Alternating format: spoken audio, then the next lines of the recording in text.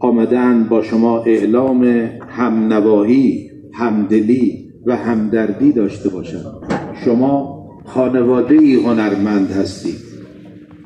شما که پدر هستید یک هنرمند دارای قابلیت و متشخص و دوست داشتنی.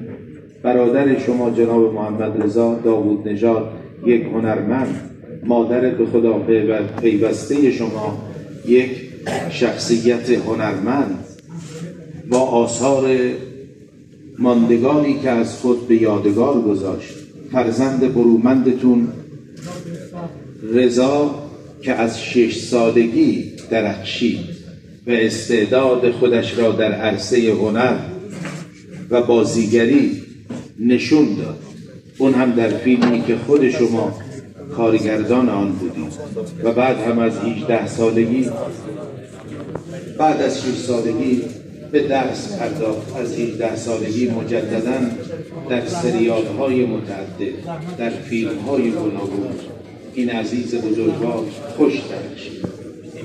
استعدادهای او شکوفا شده میرفت تا به عنوان یک سرمایه ارزشمند هنری برای این جامعه به ارائه خدمات بیشتری بپردازد. اما سرنوشتش این چنین شد. 10 سال با یک بیماری صعب العلاج دست و پنجه نرم.